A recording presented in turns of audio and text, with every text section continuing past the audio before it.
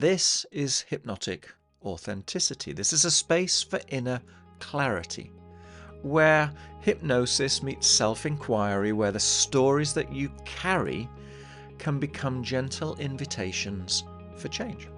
We're going to explore identity, emotional harmony, and authentic living through subtle, mindful approaches and a really, really good sprinkling of hypnosis.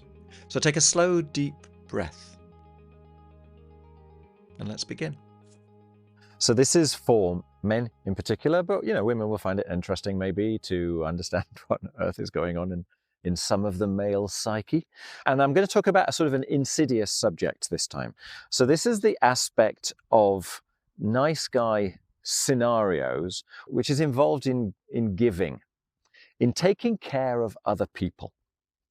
Now, there's nothing wrong with taking care of other people, right? There is nothing wrong with giving.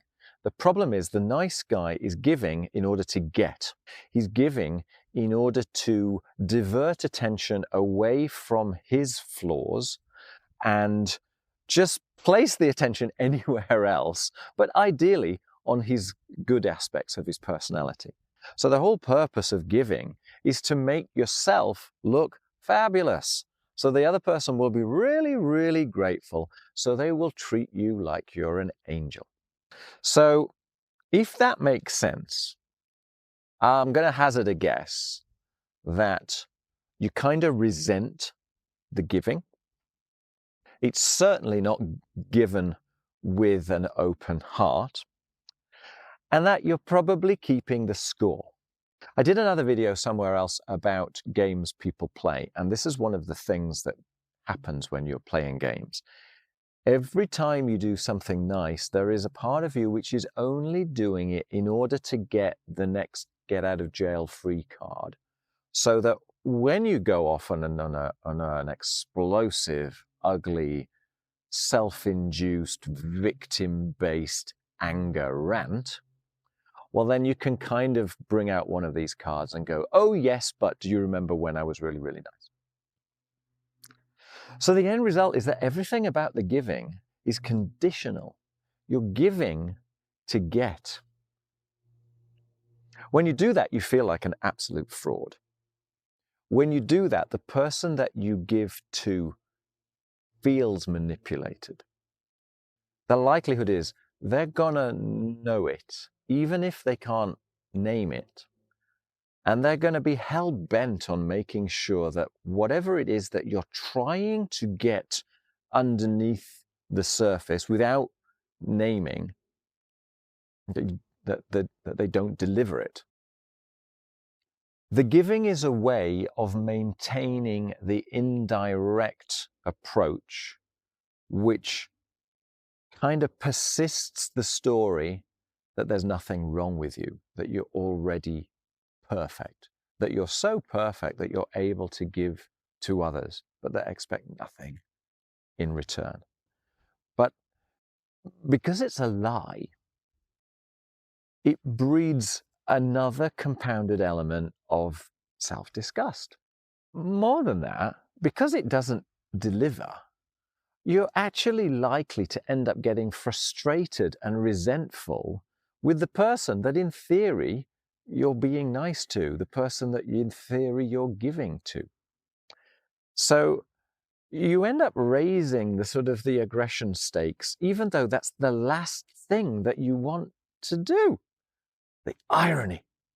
So that kind of frustration spills out into sporadic rage, and then you pretend it never happened, that you've got these kind of cards for being nice in the past, and that you'll be forgiven. This is a choice. What's going on is manipulative. There is nothing nice about giving to get. It's incredibly childlike, really. What's going on is there are parts of you that didn't develop.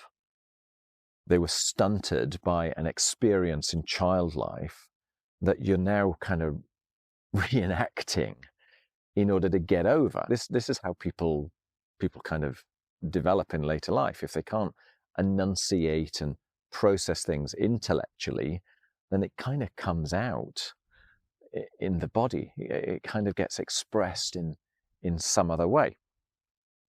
So if you find yourself giving to get, if you find yourself being unable to be direct in your requests, so in actual fact, you're a rotten giver.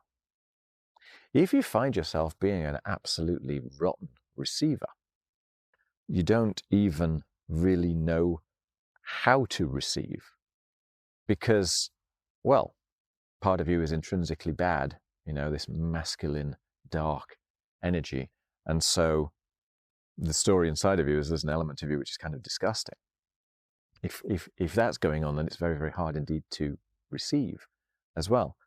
So the end result is your entire giving and receiving understanding is totally warped. It doesn't work properly. So again, the solution is to try and find somebody to express it to that is safe, that isn't going to judge you, that's just going to kind of observe it and open up and give you their perspective. If you can find someone that it's actually enjoyable to give to and who you can receive from, without it being kind of too emotionally or sexually charged, just being an act of giving and an act of receiving, even like an act of touch, you from that can start to rewire the habits, neurons that fire together, neurons that fire together, wire together. So new habits can replace old habits. New habits can become stronger and stronger until actually you don't know that you're doing it anymore. The way to beat shame is by exposing it and realizing that it's not as taboo as you thought it was. So as I've suggested in many of these videos, if you can find someone safe that you can discuss this with, all the better. Yeah, because they may open your eyes or blow your mind as to their response, which is so far away from the toxic truth that you thought was a dead cert. It's all about releasing energy, releasing tension and stories inside of yourself and giving yourself other options.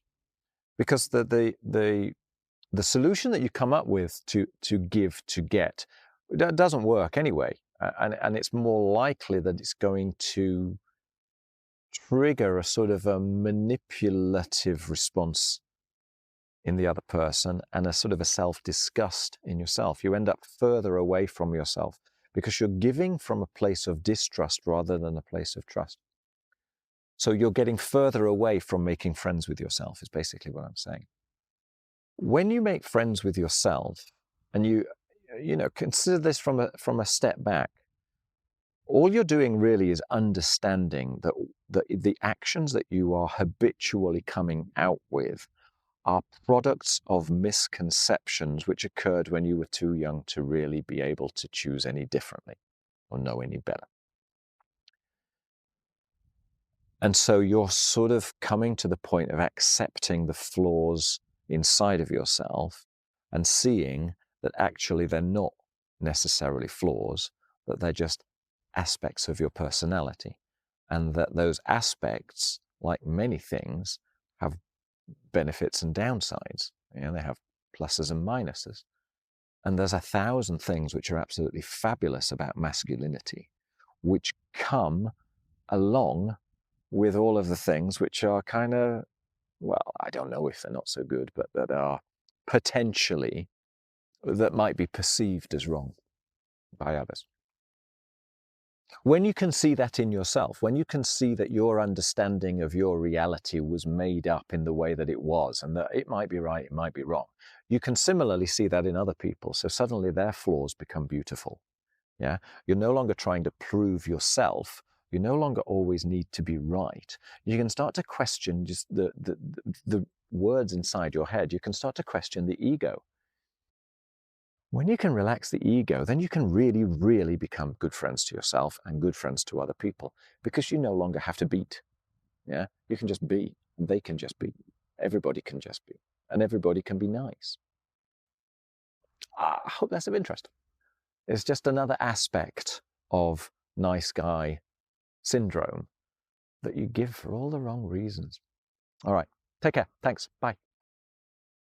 Thank you for joining me today. I hope you enjoyed the episode. If it resonates with you, then follow my podcast. I would also personally be really grateful if you might wish to leave a quick rating. It genuinely helps others to discover the podcast. If you personally would like more guided meditations, you want some deeper insights, you'll find all my links in the description. If you prefer a more visual boost, then you might want to check out my YouTube channel called Authentic Life Hypnosis. And if you're looking to do some deeper work that goes beyond one-way audio, then obviously you're very welcome to reach out. Equally, if you have any questions, I'm here to help. Thank you for listening, and I'll see you in the next episode.